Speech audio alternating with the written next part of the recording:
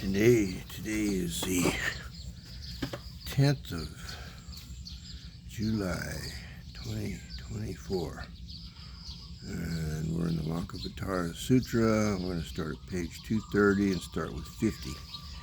Verse 50. Okay, ignorance, desire, and karma. They are the causes of mind and its belongings.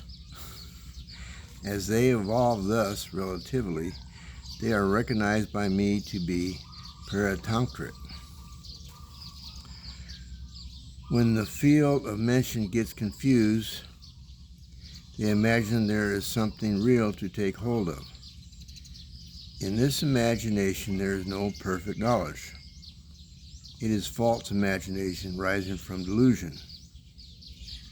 52.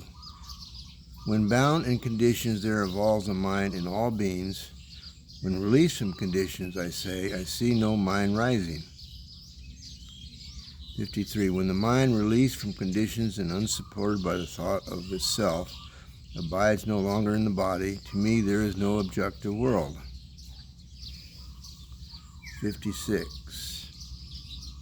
So the flood of the Lankavatara is always stirred by the winds of objectivity, Vishana,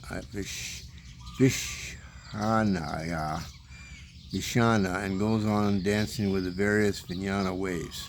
58. Because there is that which is seized and that which is seizes, mind rises in all beings, and there is no such signs visible in the world as are imagined by the ignorant. 59. There is the highest Vijnana, and again there is the alaya as thought construction, Vijnanapi. I teach suchness, tathata, that is above seized and seizing. 60. Neither an ego, nor a being, nor a person exists in the skandhas. There is birth when the Vijnana is born, and cessation when Vijnana ceases. 61. As a picture shows highness and lowness, while in reality there is nothing of the sort in it, so in things existent there is thingness seen as real, while there is nothing of the sort in them. 62. The visible world, Drishyam, has always the appearance of the city of Gandharvas and that of a Fata Moraga.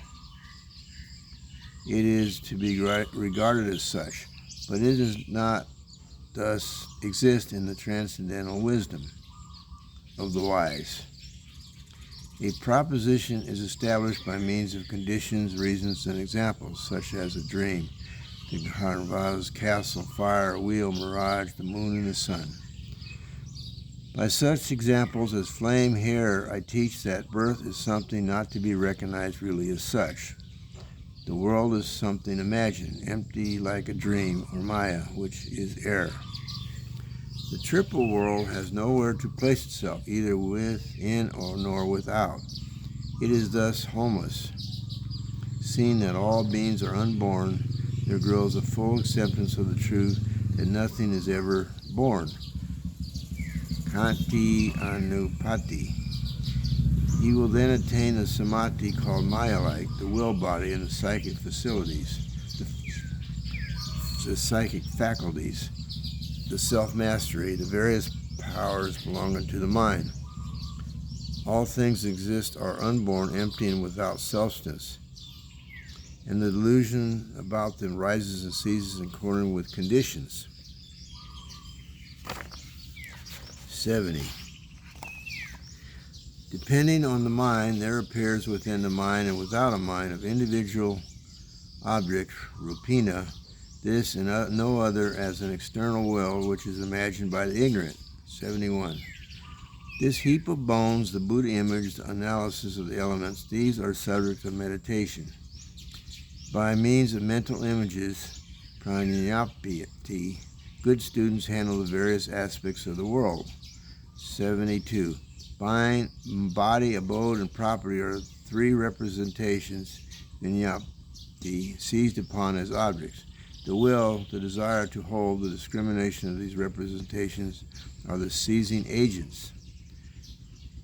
It's 274, verse 73.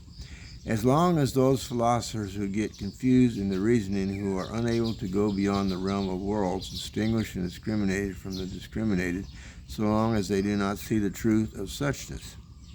74. When the yogin, by means of his transcendental wisdom, understands that all things existent have no self-sustenances, he thus attains calmness and establishes himself in a state of no form, animitta. 75. As an object painted black is taken by the unwise to be a cock, so by the ignorant who do not know the triple vehicle is understood in like manner. 76. There are no Shravakas, no Praya Buddhas here. If, however, one recognizes the form of a Buddha, of a Shravaka, there is a transformed manifestation of the Buddha, his Sattva, whose nature is compassion itself. 77. The triple world of existence is no more than a thought construction, which is discriminated by the twofold sabhava of imagination and relative knowledge. But when, within the mind, a turning away from the course of samsaric dharma and the ego soul pudgala takes place, then we have the truth of suchness, tathata. Sun, the moon, the lamplight, the elements, and the gems each function in its own way without discrimination, and so does the Buddha's nature work on its own accord. 80. Things known as defiled or as pure are like hairnets, that is, wrongly perceived by the dim-eyed. 275. They really have nothing to do with such notions as birth, abiding, and disappearance, or as eternity and non-eternity. 81. It is like a drugged man, whoever he is, who sees the world in golden colors, though there is no gold. For him the earth has changed into gold. 82. The ignorant, thus defiled since beginningless time with the mind and what belongs to it, apprehend existing things to be really such as they appear to be, though in fact they owe their origin to Maya or to mirage. 83. One seed and no seed are of the same stamp, and one seed and all seed also, and in one mind you see multiplicity. 84. When one seed is made pure, there is a turning into a state of no seed. The sameness comes from a non-discrimination. From superabundance there is birth and general confusion, from which there grows a multitude of seeds, hence the designation all seeds. 87. When the self-nature of existence is understood, there is no need of keeping off the illusion. No birth is the self-nature of existence. Seeing thus one is released. 93.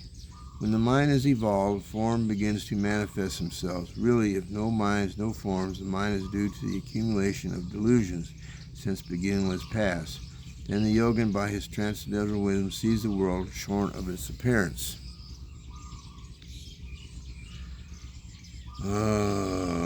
Footnote 1. The two verses 83 and 84 on seed, biha, require fully expressed explanation to make them more intelligible.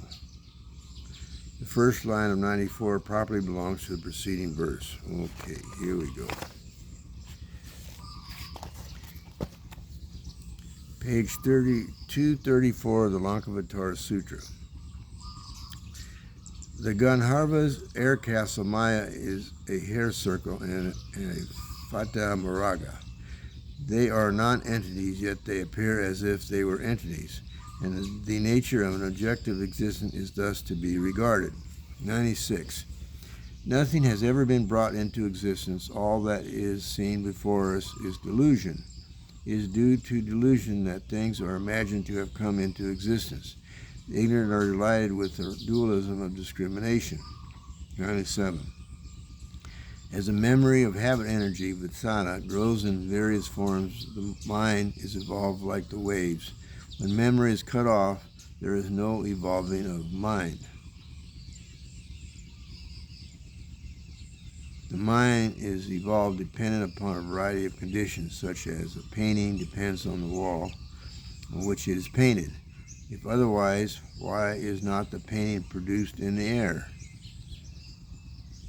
99. If mind evolves at all depending on individual forms as condition, then mind is condition-born, and the doctrine of mind only will not be held true. 100. Mind is grasped by mind. It is not as something produced by a cause. Mind is by nature pure, memory, habit energy, has no existence in mind. Mind which is like the sky. 101. An individual mind is evolved by clinging to mind in itself. There is no visible world outside the mind itself. Therefore, it is clear that mind only exists. 278-102. Mind, citta, is the alavijnana, manas, which is that which has reflection as its characteristic nature. It apprehends the various sense fields, for which reason it is called vijnana. Footnote 1. The Sanskrit as it stands is unintelligible. I have followed the Tang. This gatha may be regarded as a question to which the following few verses are a reply. 2. Citta, which is generally translated mind either with the M capitalized or not, is used in this text in two different senses. When it stands in the series of citta, manas, and jnana, it means the empirical mind. It is also used in a general sense, meaning meditation. Besides this, citta has an absolute sense denoted something that goes beyond the realm of relativity, and yet that lies at the foundation of this world of particulars. When the Lanka speaks of mind only, it refers to something defined here. It is important to keep this distinction in mind. See also my studies of Lankavatara 176 and elsewhere. This verse is missing anyway. Okay, we're going to stop at 102 for today. Tomorrow I'm going to be giving an introduction to the Tao invitations, so I don't know if I'll be doing this tomorrow.